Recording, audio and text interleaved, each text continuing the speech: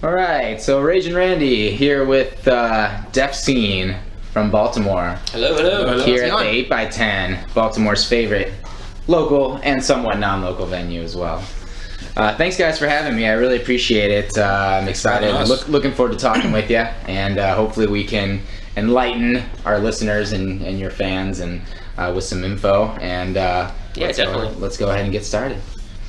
All right, so a lot of my listeners probably a lot haven't heard of you, I would assume, just because a lot of them are not local to Baltimore. So let's start close to the beginning. How'd you guys first get together and become a band?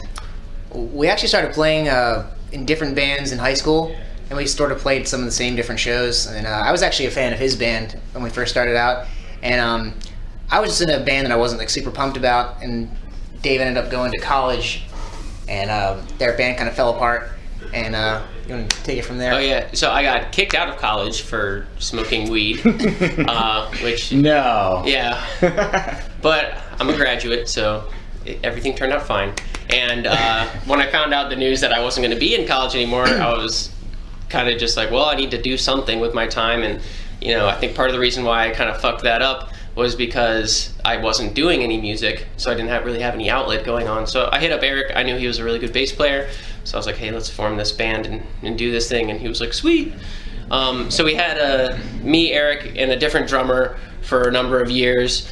But during that time as a band, we played out, in Baltimore a little bit. Actually started at the 8x10 doing open mic nights. But we played out with a couple, bands pretty often. And one of those bands was actually the band that Brett drummed for. It was two different projects that he was in. And when we... Like 7-8 years ago? Yeah, 2010, 11, something like that. Yeah, it was pretty long ago. But,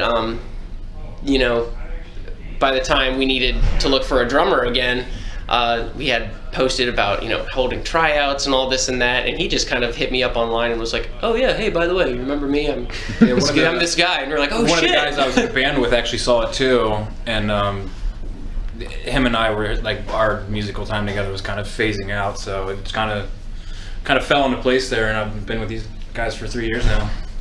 Awesome. And here we are in 2016. Huh? Yeah. All right, awesome. And you guys just finished a nice fall tour that took you as far north as Fort Wayne, Indiana, and as far south as Athens, Georgia. Were any of these towns your first time? Athens was. Yeah. Very nice. Cool town, huh? It's a cool town. We didn't get to spend a ton of time there, but we had some surprise friends that were living in Atlanta that came out to see us, which was cool. Mm-hmm. And it wasn't the best night on tour, but I think that's hard to expect when you go to a place that no one really knows who you are yet. Right. But definitely a cool town, and we always have a lot of good luck when we play in the South. We're also competing with Game 7 of the World Series. So. Oh, yeah. Which we got to watch at the bar. Gotcha.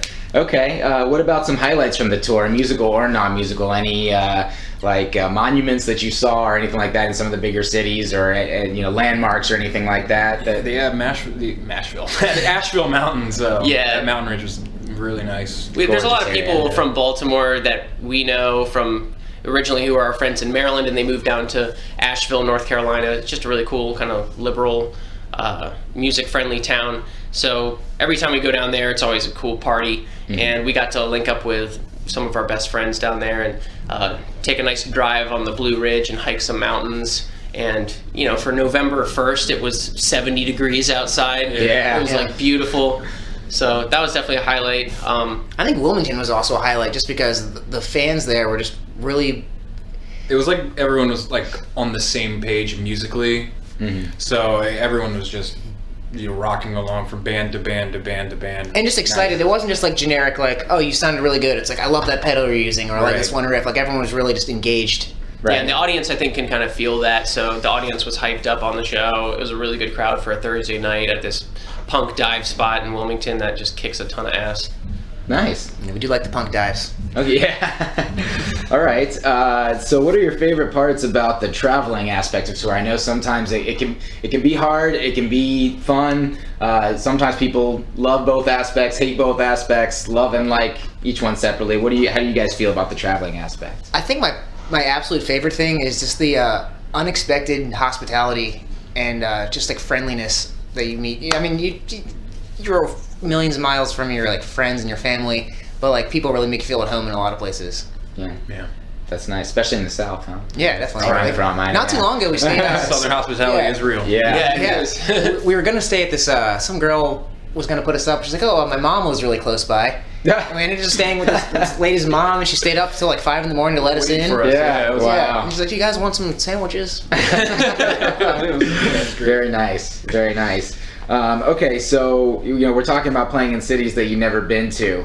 And sometimes you end up, well, like you said, either with friends or with people who know your songs for whatever reason.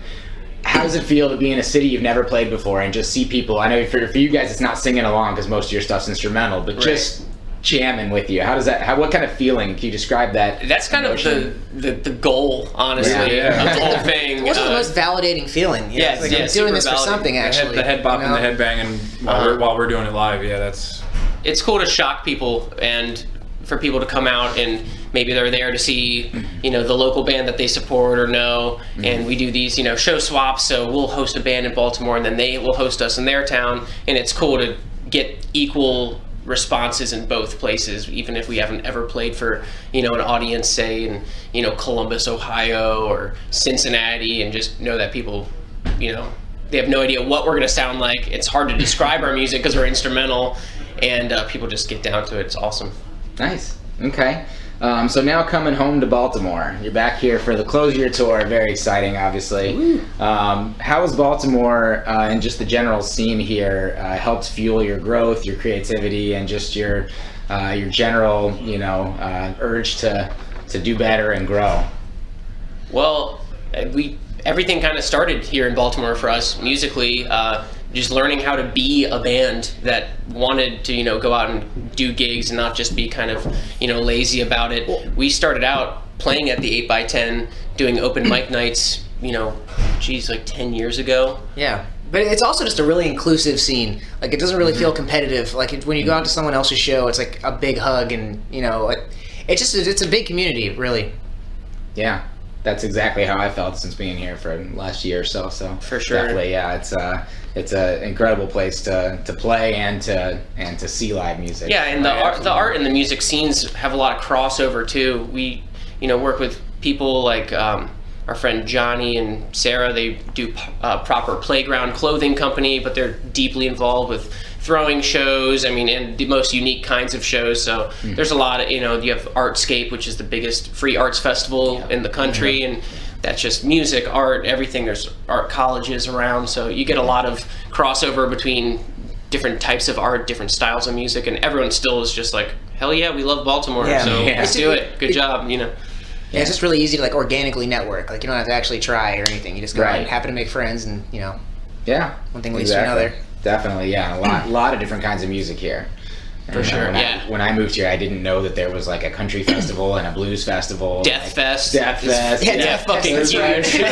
it's just like a melting pot. Again, reminding me of my hometown of Memphis. Same way down there. It's just a lot of different styles. So, okay, great, awesome. And so let's get down to a little bit about your influences. I know a lot of people, at least up here in Baltimore, know that Tool's a big influence. You guys do your Tool tribute sets, and those are always really fun.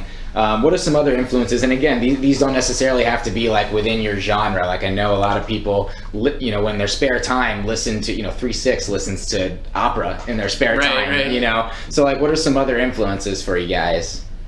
Well, for me personally, I think one of my favorite bands of all time is Radiohead. I don't think you can't really hear that necessarily in our music, but them, a lot of 90s stuff that I kind of grew up buying used CDs of, like Smashing Pumpkins, Nirvana, Primus. Yeah, all that stuff is just like deeply rooted in my playing now, whether I'm aiming to sound like it or not. Right. And more recently, I've been really big on a lot of post rock.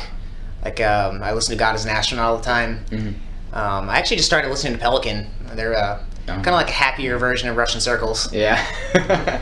My musical influences were very narrow at first, actually, when I was young. It kind of started with Beatles and a lot of Rush, and then a lot of Rush. And then kind of as I got older, towards the end of high school, 17 and 18, and then it kind of I fell into Dream Theater, Mike Portnoy's playing, and then when I first joined a band, then it was just all of these different types of music. Mars Volta. Yeah. Oh, yeah. I've discovered Porcupine Tree. Yeah, Porcupine right Tree. now, really all about what Snarky Puppy's doing. Yeah. Animals as Leaders. Yep. Yeah. Pretty much nailed Periphery, who's from right down the street in Bethesda. So yeah. Okay. Now, did you guys all start off playing the instruments that you're playing now, or did you learn on piano or something and shift, or? I took classical piano lessons as a very, very young kid, like starting from I think ages like 5 to 11. But so that developed my ear, which I'm super thankful for. But I really hated doing those lessons and learning those songs. And Who didn't when they were kids? Who right? didn't I hate didn't piano have the lessons, patience for it. So when I stopped playing piano, there was a couple of years of lapse time, and then I started picking up guitar, and I was super stubborn about it. I was like, oh, I'm not going to get lessons. Screw that. I'm just going to learn myself because lessons sucked and they were boring. And now I'm like, constantly kicking myself about it because I've had to go back and fix mechanics and fix all sorts of things with my playing. Right. But the guitar is more or less my native instrument. Yeah. Gotcha. Same here. Like the instrument that I actually learned was bass. I started playing that when I was 12. But the first instrument that I started playing songs with and having to play with people was actually the flute.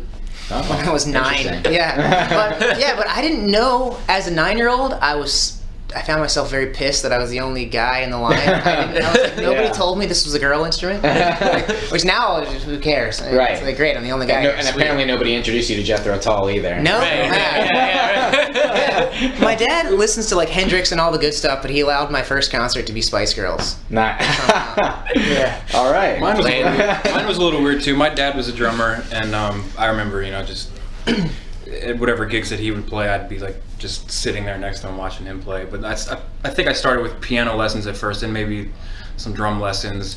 But then I think it was around 4th grade when, like, in elementary school, they introduced you to all these different instruments, and percussion wasn't one of them. So when it came time to, like, you had to, if you were like going to be a part of like the music program, you had to pick like an instrument. I picked clarinet just because like percussion wasn't a thing. Yeah. And I went home and told my dad, I was like, why did you pick the drums? I was like, I don't know, it wasn't We all picked the recorder. Yeah. The least irritating instrument ever. But I think actually the first instrument I owned was an electric guitar, though, before I had my own drum set. So, yeah. Okay. But I did percussion all throughout middle school, high school, and into college. Awesome. And jazz drum set. Yeah, very nice. Okay. All right, so you guys are we got a little power trio thing going on here, and I really like that. Going back to your Rush influence, that's one of the Quintessentials. quintessentials, exactly. But that's somewhat of a rarity these days. So Yeah. I guess what I'd like to know is what about this formation appeals to you guys, and do you ever think about adding extra instrumentation? With recording for studio stuff is one thing, but into your live aspect, or do you like the sort of the vibe that you have as that power trio? I think there's a lot of good and upside to it, and I like there's the openness that a power trio has. Right. It kind of feels like bands with like 5 or 6 guys now. It's like they all just get as loud as possible and then add compression to everything. Where with a band like us, there's room to breathe and like you were saying, add things. And we have talked about either adding like maybe a guitarist or a keyboard player just to help fill out that soundscape we're kind of liking and going for. Yeah, it definitely allows for a lot of freedom in terms of just being able to kind of write whatever you want, and melodic freedom, especially as me and Eric can kind of trade off positions on who's kind of taking the lead, if you will, in a certain section of the song, while I'm holding down the riff or something. So there's no real, it kind of makes it so that there's less of a format that you have to follow in order to make things sound okay. And you can also play as big as you want to, because it's really hard to step on toes in that kind of situation. It also works for us having a van with 4 seats. Four very nice captain's chairs. Yeah. If we get a keyboard player, we're gonna have to get a trailer. Yeah. Gotcha. Awesome. So getting back to coming home on tour, how does it? I guess you guys probably planned it that way, to come home and sort of end your tour that way. What does that mean to you? Aside from Baltimore being your hometown, I guess what does that do? Does that give you like an extra sense of satisfaction at the end of the tour? Well, yeah, tours can be risky, especially when you're an independent band and you're booking everything yourself, and trying to make it work. So if And you do playing new cities, like and playing new cities, earlier. right? Yeah, there's risk involved, financially and in other ways too. Could break down on the road or whatever. So having the last show in Baltimore, it's almost like a safety net show. It's going to be fun. There's going to be people out for you, and it's a good way. Also, we've been on tour with the band You Red Raptors. They're also a trio from New York. Really interesting stuff that they do, and it's kind of our way. They've hosted us on some great shows in the past, and this is a way that we can kind of be like, hey, come to our city and we'll show you how we do things here and give you a good, show you a good time. Yeah. Also known as the gig swap. Right, yeah. For the technical term. Right. And it's nice being able to look forward to sleeping in our own beds too. Yeah. And seeing all your close friends and stuff, it just feels good, playing a familiar spot. Yeah, that was what sort of, Dave, what you just touched on was the next thing I was going to say, is that being home and finally getting a chance to be in your own bed, I know that's going to feel nice. Does that give you sort of like a exhale type of feeling, or, are you going to wake up tomorrow morning and be like, man, I want to get back on the road? It's not really about the road necessarily, but I just feel like I want to be more productive when you come home, because you just wind around all the things that you think you could have done better. Like, should we promote harder while we're at home? It makes you really think about the time you have at home and what you should be doing. Right. It's easy when you're at home to just get lost in the downtime of life and just kind of jobs, working fucking other jobs and stuff. And so once you're on the road, you're like, oh man, that's right. This is what I'm trying to do. And so once you're home, there's kind of a balance. You have to try to maintain some motivation, but it's hard when you're not playing a show every night to really that really reminds you every single night when you're on tour. You're like, hell yeah, this is awesome. This is why I'm doing this. Okay, great. So now let's take a quick look ahead into the future, now that we've covered the past and the present. You guys throw an annual Black Friday bash. Yep. How long has that been going on, and do you always host it in Annapolis, or do you trade off? Thus far, it's our third annual. This will be the third one, yeah. We did a canned food drive for both of them, the past 2 years. It's just cool.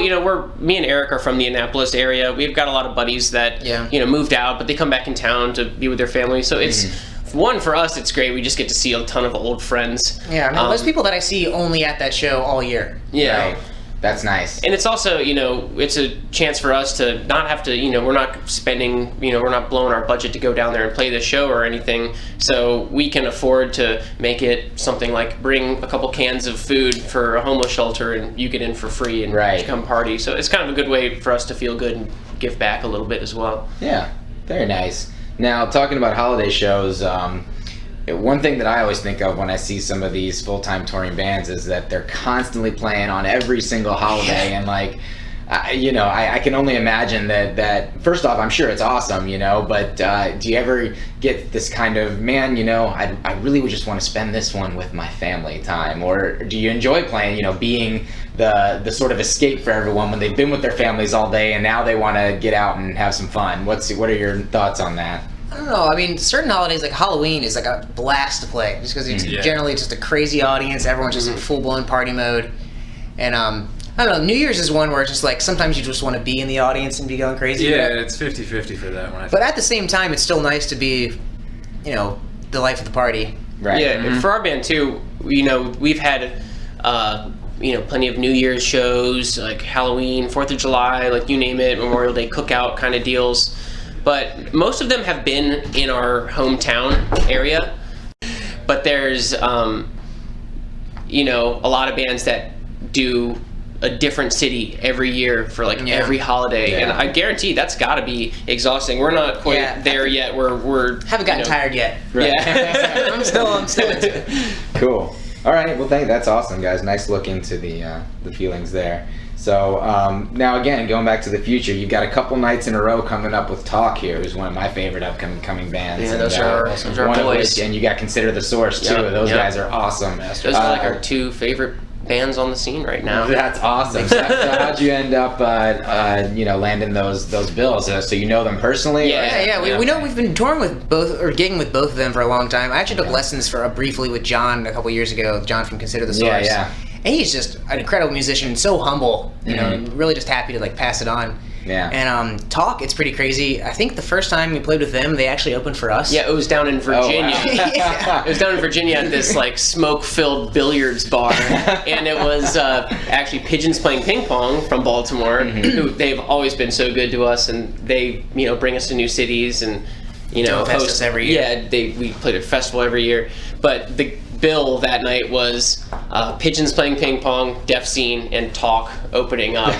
And then like a year and a half later, they're on Jam Cruise or opening huge tours for Humphreys McGee. Yeah, actually, just today on that Facebook Memories thingy, it came up. It was like 3 years ago. We played in a basement in this place in Johnstown called Voma. There was like 15 to 20 people there. Yeah, And it's with just funny- Talk. Yeah. Yeah, with Talk. But it's funny because both of our logos are looking old and like made on like paint or something. And it's like since then they've just just running with it. Yeah. They are definitely owning stuff. Yep. I would certainly agree with that.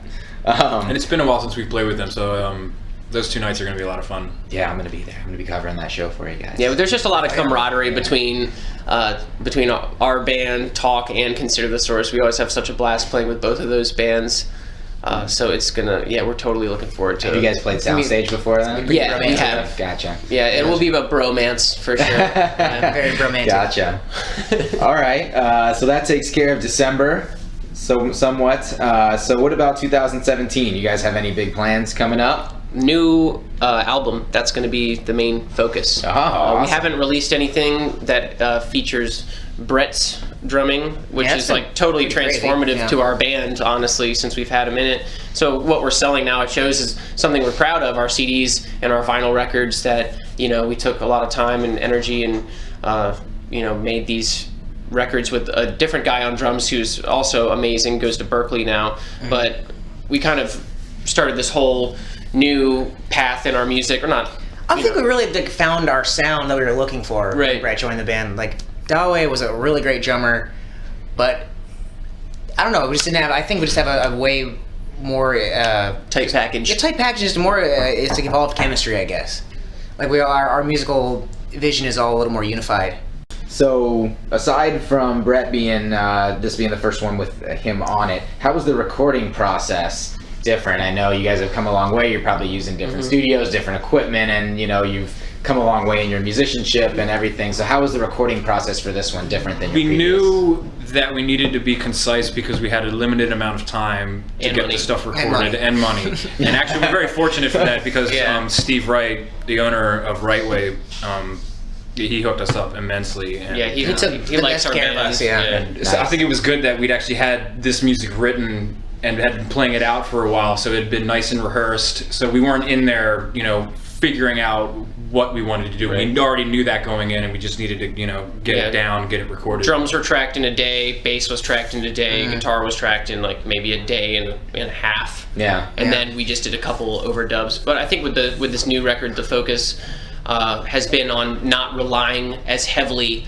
on the overdubbing and having a million different, guitar tracks layered on top of each other and stuff, and to produce a sound that's going to be really difficult to do live. It's more just about focusing on making sure that everything in the composition was ready to go and was what we wanted to hear, and then just laying that down.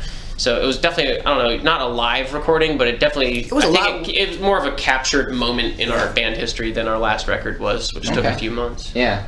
Yeah, this one's like a lot less like produced, I guess. Like Steve was more looking for just really good lines and good tones. There was less switching out amps and throwing in different effects and overdubs of vocal samples and things like that. It was a lot more just a snapshot of our songs. Okay. Nice. Yeah, I like that.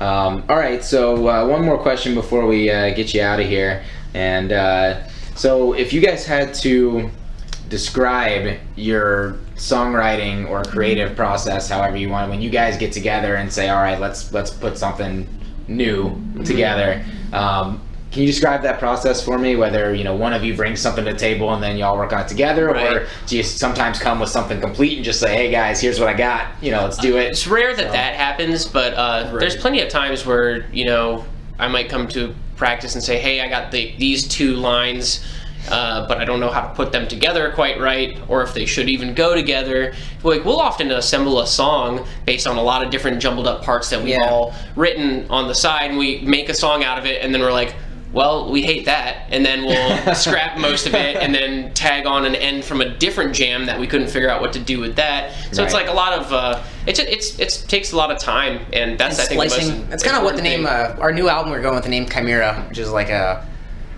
child with multiple fathers or mothers. So it's kind of I guess that sums up the songwriting process. Yeah. Really, It's also a mythical beast, I think. It's, Yeah, I was it's like gonna a say, three-headed dragon or something. Yeah, 3 different parts, like Or it's I like a can't lion remember. or Lion, something eagle, else. and something else. Yeah, so, yeah. No, I like that though. That's Turtle, kangaroo, that makes a lot of platypus. sense. Sort of like a puzzle. Yeah, Right, yeah, they're a Seeing what puzzle. if the puzzle actually goes together or not. Yeah. Yeah, because a lot of times if we come to practice and we're like, I got this idea in my head and it's perfect already, so Right. we're gonna go with it that way. Like that almost never happens. Yeah. Yeah. We'll bring a line in, and then lot of Brett hashing might of be it. like, oh, let me lay down this choppy beat to that, and then it's like, oh, well, that actually sounds better if I play it like this then. Right. And then Right. all of a sudden we have kind of a New whole parts. new idea Right. from the seedling of the idea. Yeah, that's nice that you guys are open to that, because I Fetus, know, as we say. right? a lot of people can be very, like, oh, I came up with it and it's got to be this way. So it's nice that you guys are open about that and open to adapting it, Yeah. to what Like, works for the group. We all definitely like the progressive rock style, but we're not trying to force ourselves to like write whatever it means to be in that genre. you know? Right, Right, yeah, right, yeah. right. You know, we're trying to still be true to ourselves, but we also, at least for me, I still want people to be able to, head bob along and groove with Yeah. us. Yeah, I don't Even if we wanna are isolate being playing odd time signatures or over the bar stuff, Yeah.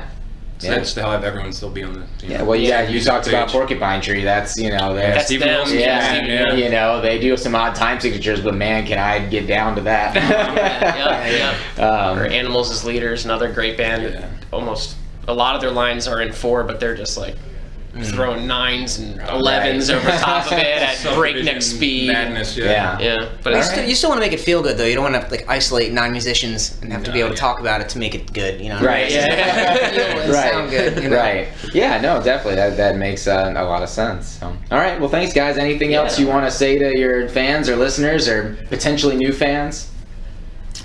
Thanks for the support so Yeah. far, and continue to see you in the future. Yeah. Yeah. yeah, we'll see you in 2017 on the road. There we go. All right. Tell your Thanks, friends. guys. So Chimera coming out 2017. Def Scene finishing up tonight at the 8x10, their tour. They got a little bit of a break, but then they'll be hitting it hard, I'm sure. Yep. And thanks, guys. Appreciate your time. Thanks, And we'll Randy. see Thank you, you in man. the future. Appreciate it. Okay. Thanks, dude.